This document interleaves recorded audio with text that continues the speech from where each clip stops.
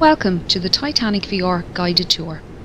We are currently 3.8 kilometres below the surface of the North Atlantic and 100 metres east of the bow. This submersible is on autopilot. However, you can adjust your spotlight using the far left lever. Please keep your arms and legs inside the vehicle at all times. I'll provide you with information about locations as we pass them, so please sit back, relax and enjoy the ride.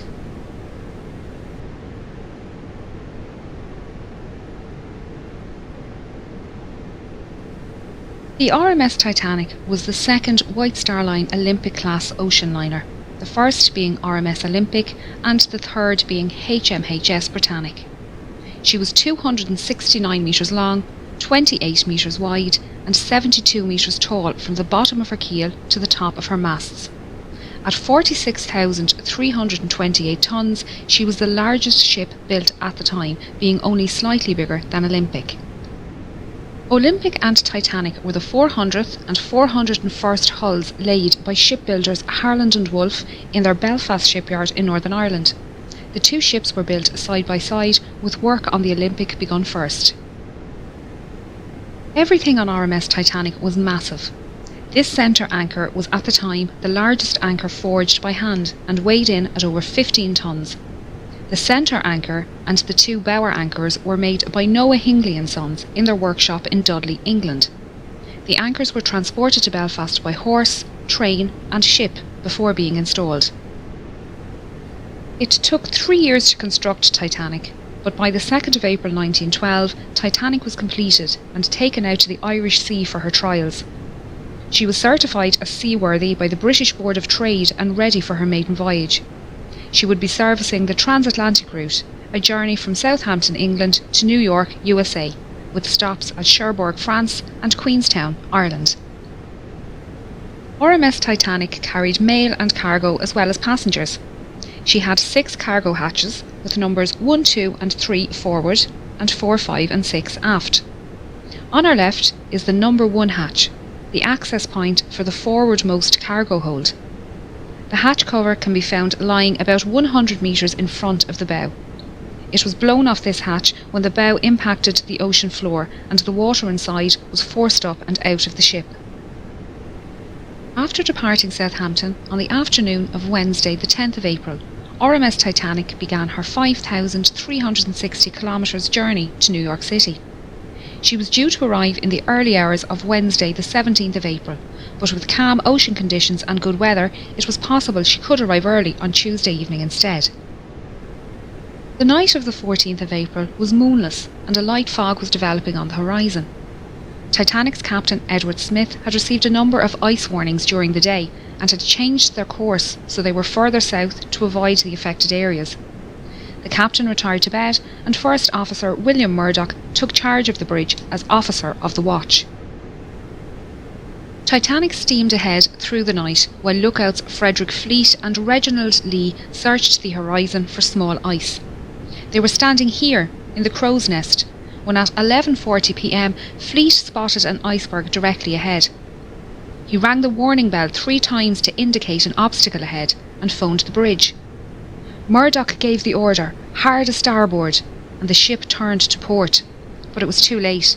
Titanic struck the iceberg on her starboard side. The impact buckled hull plates and sheared rivets, revealing her 6 compartments to the ocean. You can see here the remains of the crow's nest platform and the mounting bracket for the bell above the access hole. The bell and telephone can be found lying in the debris field. The lookouts would climb up a ladder on the inside of this mast to reach the crow's nest. Both Lee and Fleet didn't believe Titanic had struck the iceberg hard and thought it was just a close shave. They didn't realise the seriousness of the situation until they arrived on the boat deck and were ordered into lifeboats.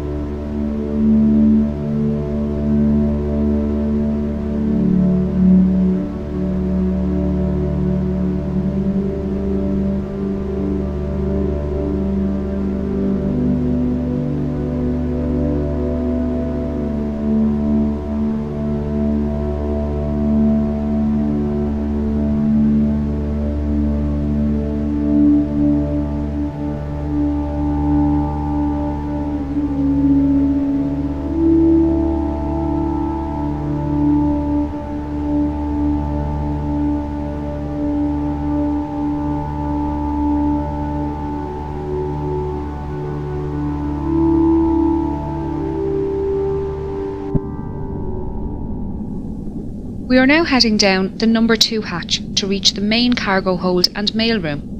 We're passing by decks D, E, F and G, which house the third class open space and cabins for third class single men and crew.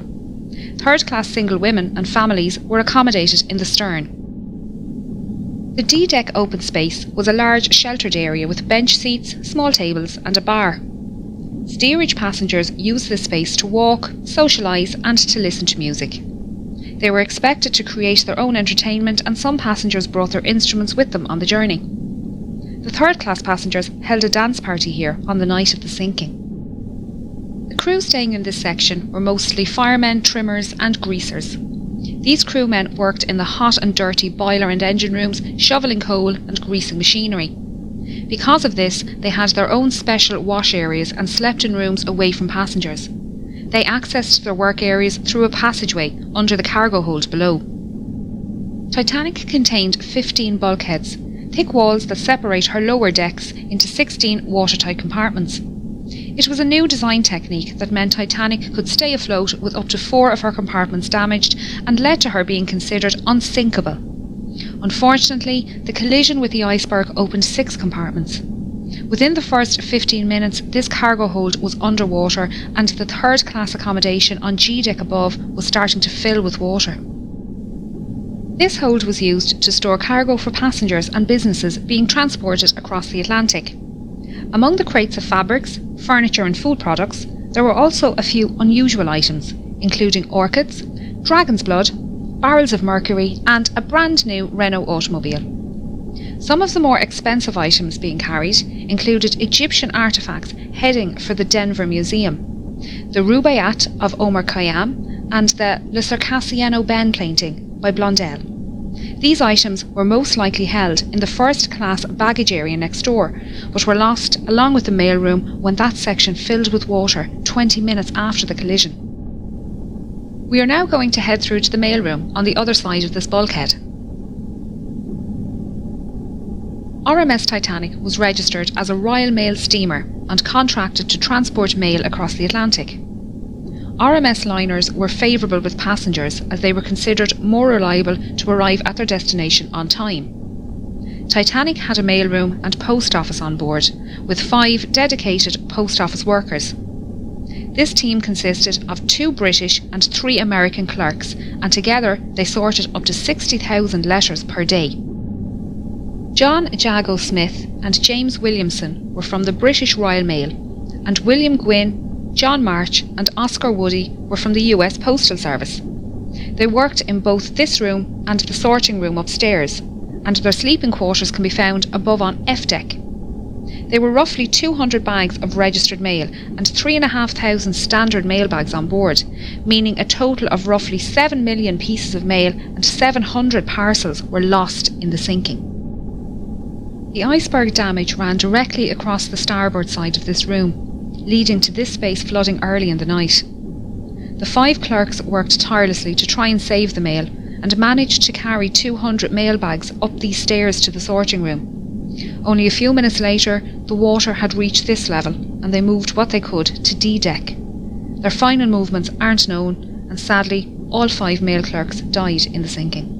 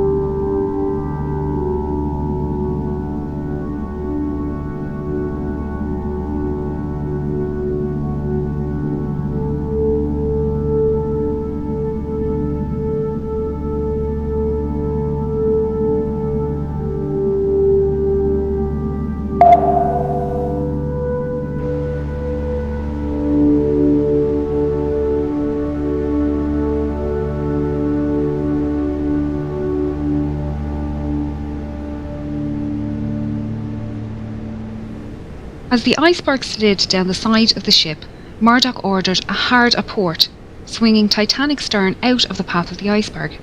He also closed the watertight doors, isolating the flooding to those damaged compartments. The forward 3 hatches, along with the peak tank and boiler rooms 5 and 6, were breached.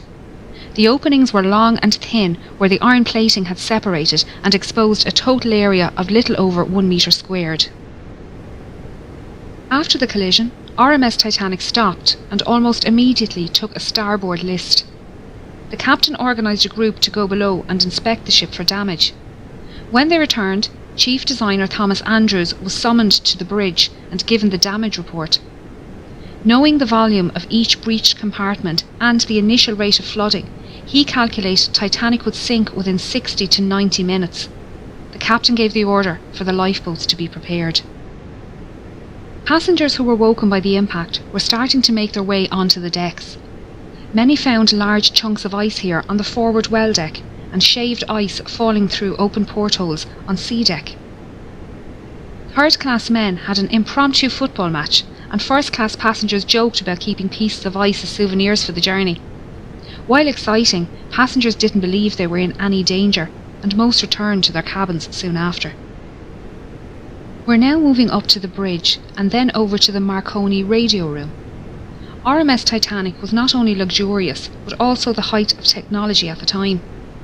She had a Marconi radio set on board, and could send messages to other ships and stations up to 3,200 kilometres away. The fore and aft masts suspended the Marconi twin T-type aerials, 4 cables that transmitted the radio signals across the ocean. The top of this mast rests on the collapsed navigation bridge, where the officer of the watch would stand and direct the ship. The smaller, sheltered room at the back was called the wheelhouse, and it was here the quartermaster stood at the helm and piloted the ship. You can see the outline of the wheelhouse walls on the floor. This telemotor is all that is left of the wheel, and along with the commemorative plaques, serves as a stark reminder of the events of that night.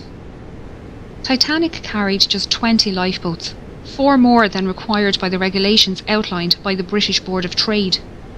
There were 14 regular wooden lifeboats, 2 smaller cutters and 4 Engelhart collapsible boats. The total capacity of these lifeboats was only 1,178 people, far less than the total on board. This fact must have weighed heavily on the captain's mind, as he specified the boats to be filled with women and children first. Many passengers refused to board lifeboats, believing they would be safer on board Titanic. Just over an hour after the collision, the first lifeboat left the sinking ship. By 2 a.m, only her 4 collapsible lifeboats remained unlaunched. This is davit number 1, the only davit remaining in a standing position on the wreck. It was used by First Officer Murdoch to lower Lifeboat 1 and Collapsible C, and was in the process of lowering Collapsible A when the bridge suddenly ducked under the water at 2:15 a.m. The officers, crew and passengers alike were washed from the decks by the resulting wave, and the lifeboat floated away upright and empty.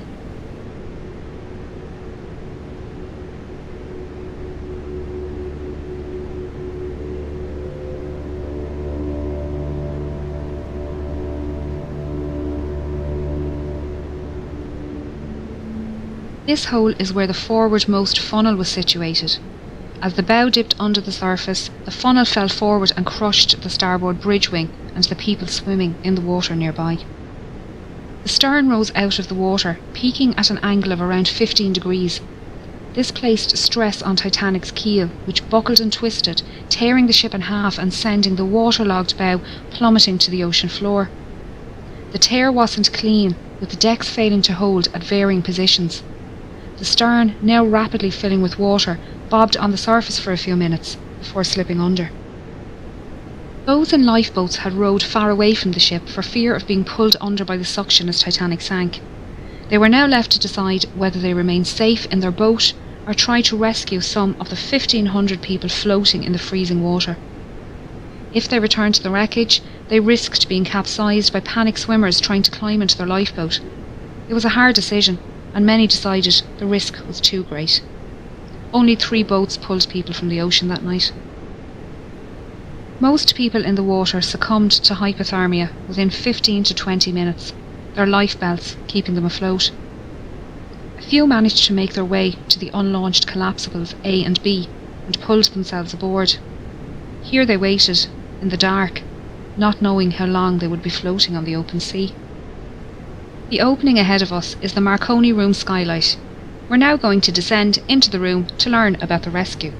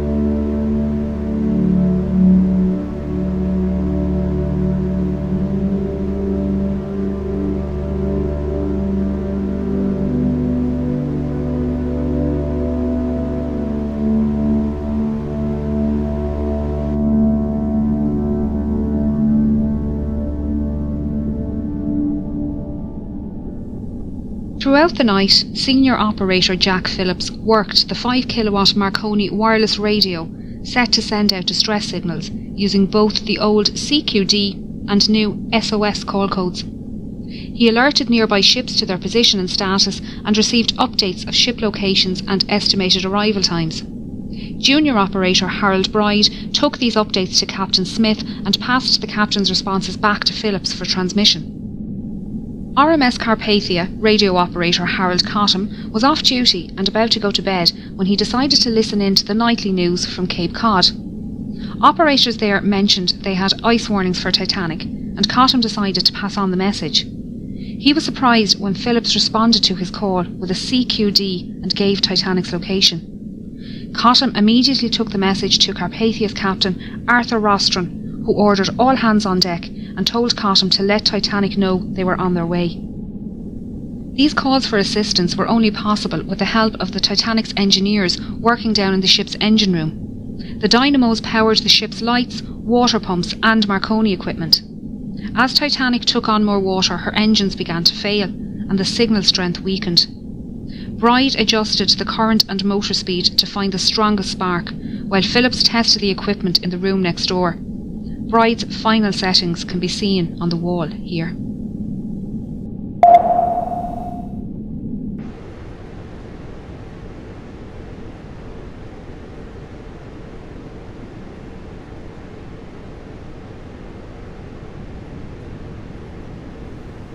When water reached the boat deck, the operators left their station, with Bride heading towards the port bow and Phillips to the starboard stern. After the wave washed over the decks, Bride found himself in the water underneath collapsible B and managed to climb aboard. Phillips was lost in the sinking.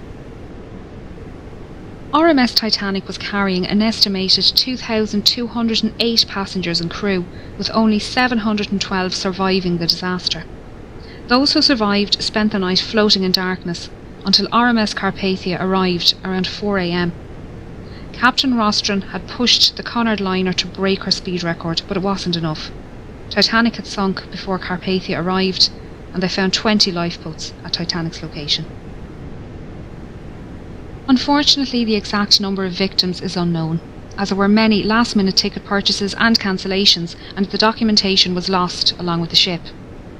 Of the 1,317 known passengers, over half were travelling third class, or steerage as it was called. These passengers couldn't access the boat deck without entering second class or crew areas, meaning many were unaware how to get to the lifeboats and escape the sinking. Passengers from different classes were strictly separated and not allowed to visit each other's areas. This was mainly for health and immigration reasons, as all third-class passengers emigrating to the United States were taken to Ellis Island for a health check and processing before being allowed to enter the mainland.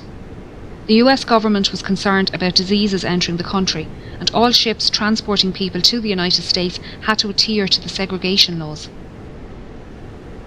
First and second class passengers had no issues making their way to the boat deck, as staircases provided both classes direct access.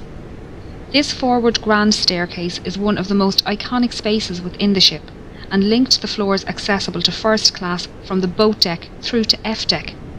Each deck contained stylised cabins, common spaces and state-of-the-art facilities.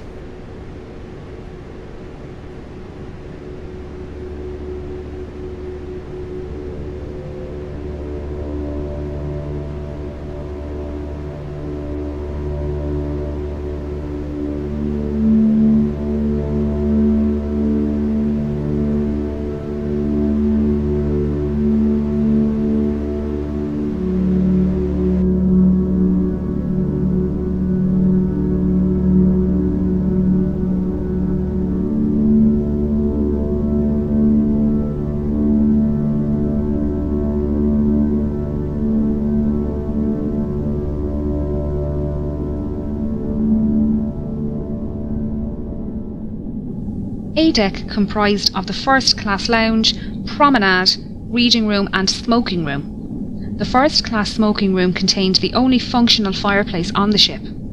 All cabins and other passenger areas of the ship contained either false fireplaces or electric heaters. B deck included the 2 millionaire suites, the largest suites on the ship, both with private promenades. This deck also included the a la carte restaurant and Café Parisien, both managed by restaurateur Luigi Gatti. This restaurant and cafe were not included in the travelling fare like the dining saloon, and tables needed to be booked ahead of time.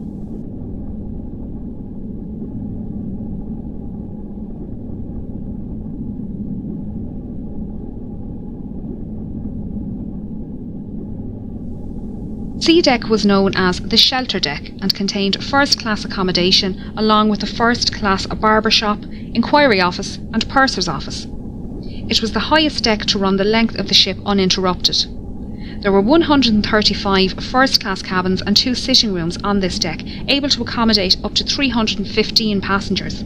Like all other decks on Titanic, there were no room number 13. The deck also contained the second-class library and third-class general and smoking rooms. These were situated in the stern section, currently located 600 metres south of the bow. There were 2 purser's offices on board, one for first class and one for second class. The offices were run by 6 pursers who handled passenger inquiries, cash and valuables in the safe, and issued tickets to the Turkish baths and swimming pool on F deck. First and second class passengers needed to register their arrival at their respective purser's office, and they were given maps of the ship. This office was also the first point of call if first class passengers wished to send telegraph messages using the new wireless technology on board. Chief Purser Hugh McElroy was well known among the first class passengers and crew, having served on White Star liners for 13 years. He often dined alongside passengers in the restaurant. During the cross-channel journey, McElroy kept a canary in his cabin, minding it during its delivery to a friend in Cherbourg. On the night of the accident, he was seen assisting with loading and lowering Lifeboat 9. He helped women enter the boat and spoke with owner Bruce Ismay. He was also seen on deck speaking with Assistant Purser Reginald Barker and surgeons William O'Loughlin and John Simpson. The friends were standing silently watching the last boats being lowered and spoke briefly with Officer Lightoller before shaking hands and saying their goodbyes.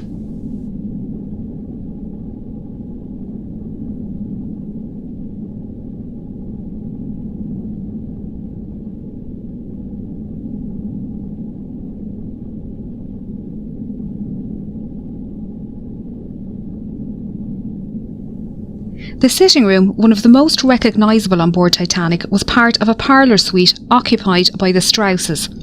It was decorated in the Regency style with mahogany furniture and gilt panels. It was the only room on board in this style, and you can still see the golden clock sitting on the mantelpiece surrounded by debris. The bedroom next door also contained mahogany furniture, this time contrasting with the white gilt panelling and decorated in the Empire style. Isidore Strauss was one of the owners of Macy's department store, and he and his wife Ida were returning home to the United States after visiting Europe for the winter. Their adult son Jesse was travelling with his young family from New York towards Europe on board the liner SS America, and their ships crossed paths in the afternoon of the 14th of April. Isidore sent a short message to Jesse that afternoon, noting the fine weather they had experienced. Unfortunately, Jesse wouldn't learn of his parents' fate until some 4 days later.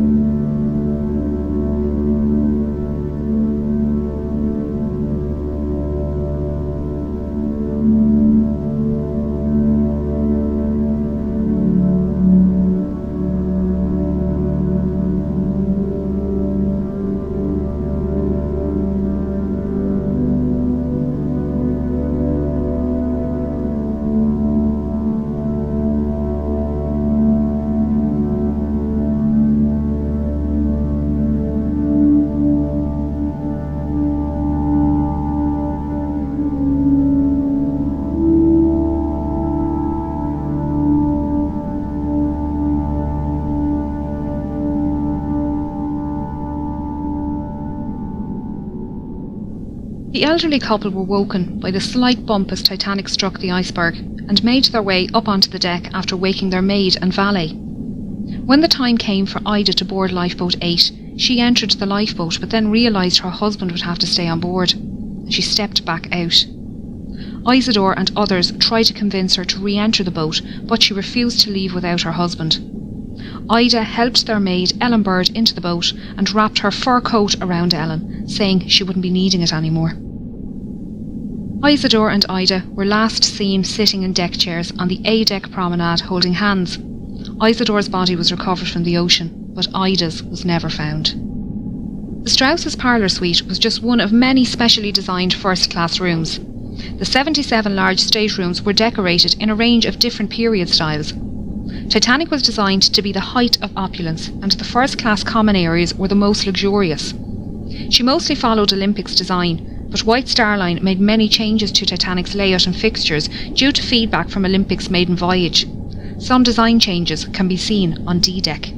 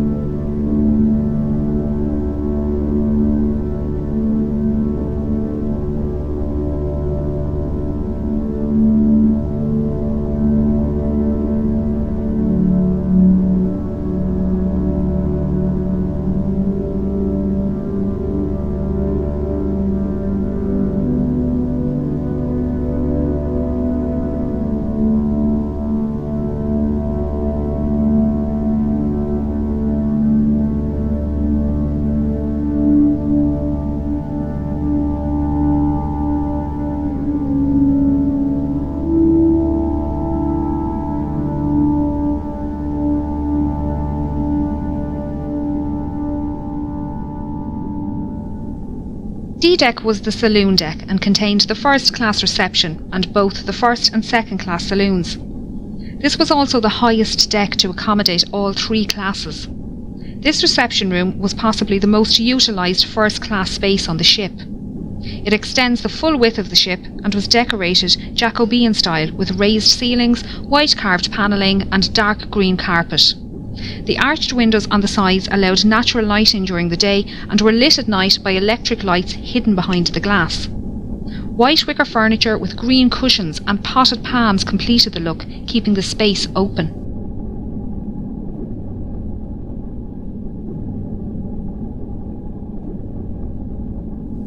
A Steinway grand piano sat in the corner and was played as part of a quintet during afternoon tea and in the evenings. Passengers would sit and listen to the band before heading to dinner in either the B-deck restaurant or through the double doors to the first-class saloon. Percy Fletcher, the ship's bugler, called passengers to their evening meals by playing the Old Roast Beef of England at various locations around the ship.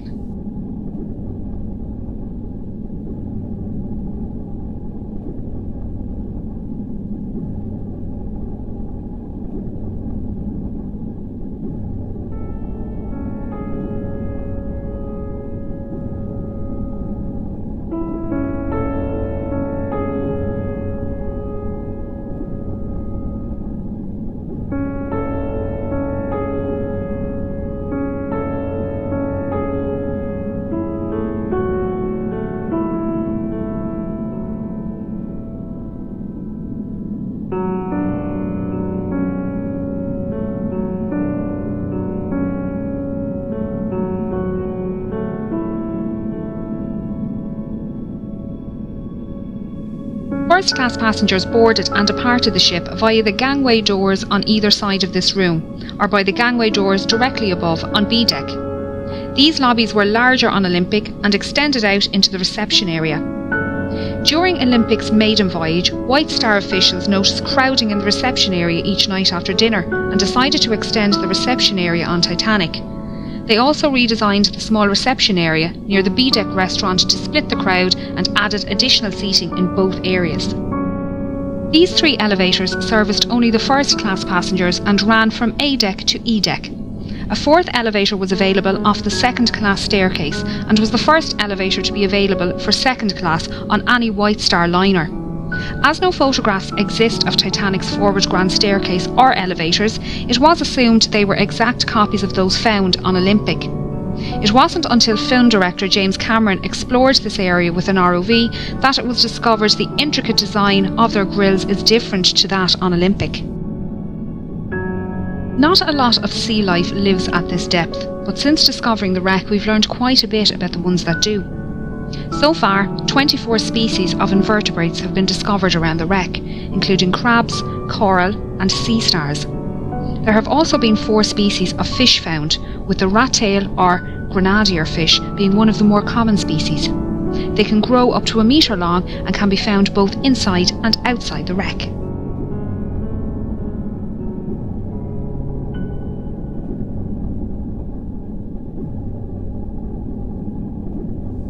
E-deck was also known as the upper deck and provided accommodation for first, second and third class passengers as well as most of the crew.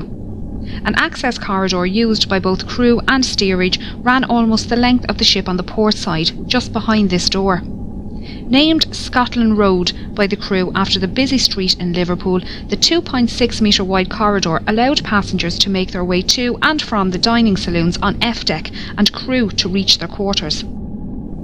This side of the door was strictly first class only, and running down the starboard side were 45 staterooms.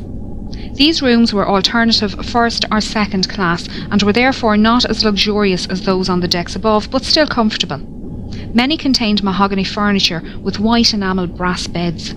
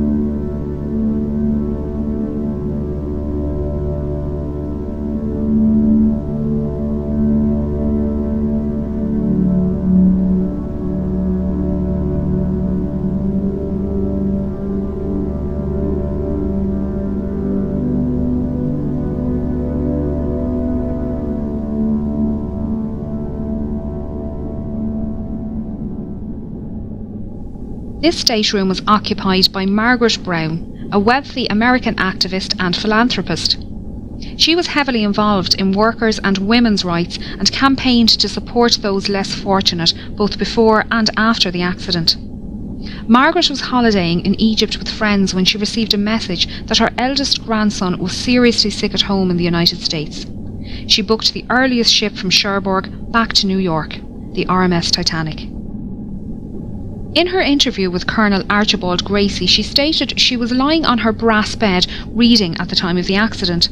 She felt the bump, but didn't think much of it and kept reading. It wasn't until she heard men talking about heading up on deck that she decided to find out what happened. One of the men told her to grab her lifebelt and head up onto the boat deck with them.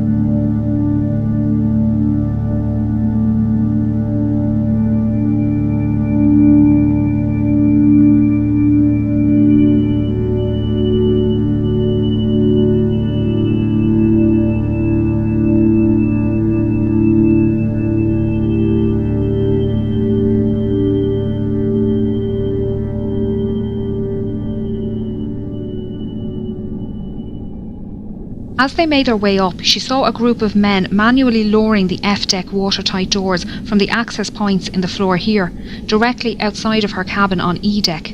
The men were joking around as they worked, so she thought it must only be precautionary. Margaret helped women board lifeboats on the port side of the ship before being persuaded to join Lifeboat 6. She noticed her lifeboat was lacking rowers and organised people to take an oar.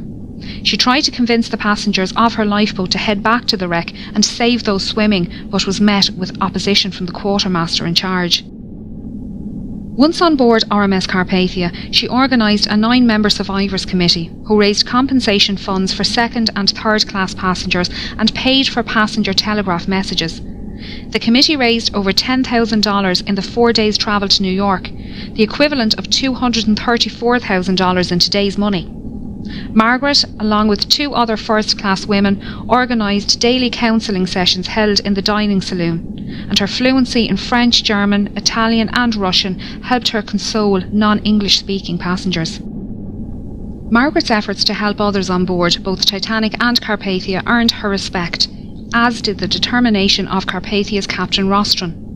At a ceremony in New York, Titanic survivors presented Captain Rostron with a silver cup and golden medal to thank him for coming to their rescue and for the hospitality shown to them on board Carpathia.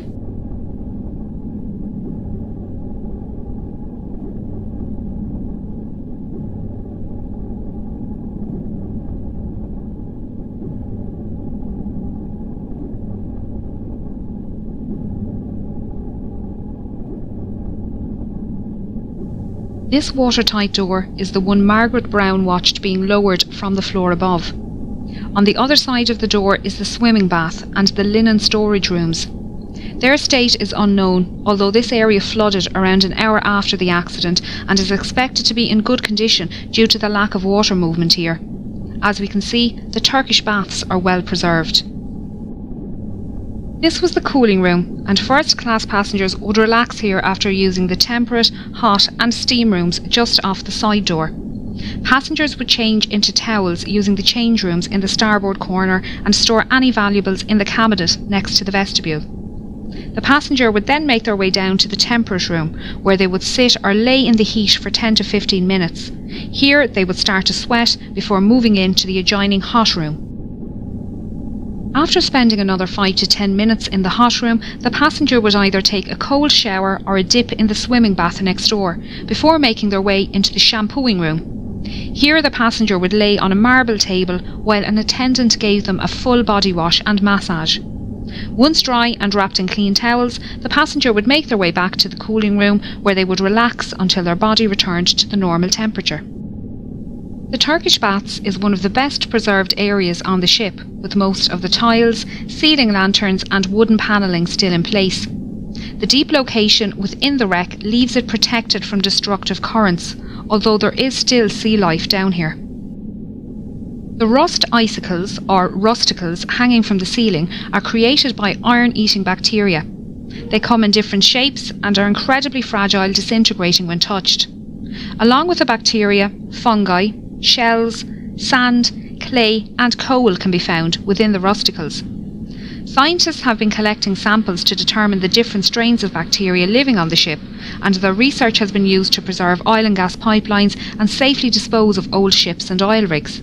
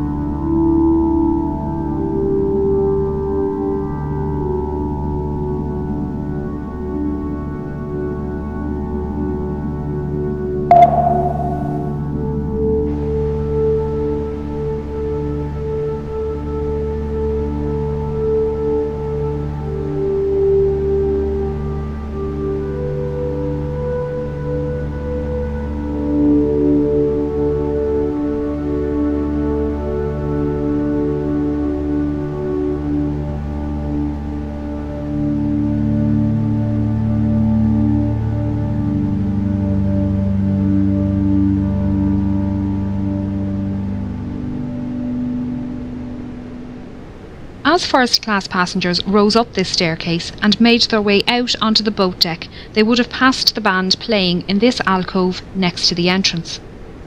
The band consisted of 8 musicians led by violinist Wallace Hartley. They usually played separately as a quintet and string trio at varying locations throughout the day. During the evacuation, the musicians began playing near the B-Deck restaurant, before later moving up to this position near the forward grand staircase. They played mostly ragtime tunes to calm passengers standing nearby and draw passengers inside up to the boat deck. Some survivors state that the band played until the end and that the night was so quiet, even those in lifeboats away from the ship could hear the music. Many survivors claim that the hymn "Nearer My God to Thee" was the last song played, although it was also reported to be "Songed Autumna." Sadly, all 8 members died during the sinking, with only 3 remains recovered by the cable ship Mackay Bennett. Wallace Hartley was one of them, found with his violin inside his case and strapped to his body. The violin was an engagement gift from his fiancée, and it was returned to her following his death. Memorial monuments have been erected around the world to honour those who died at their posts as Titanic sank. The musicians playing on deck, the passengers who loaded lifeboats and then stood aside, the firemen and engineers keeping the dynamos running.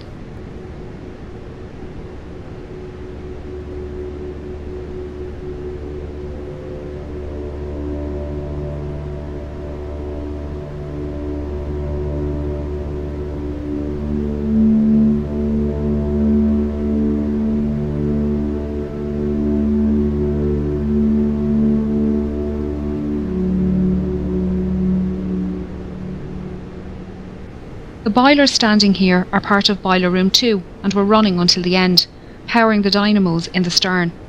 A skeleton crew remained in the electrical engine room, redirecting power and keeping the lights on. This is the point where the keel failed and the massive ship began to tear itself apart. As so much of the ship between the bow and stern sections is scattered in the debris field, it's difficult to piece together the last moments of Titanic. Even those watching it happen couldn't agree, with the inquiries held in both the United States and England producing contradicting accounts. Many expositions to find and raise the wreck were proposed over the years, with the exact location of her wreck being unknown.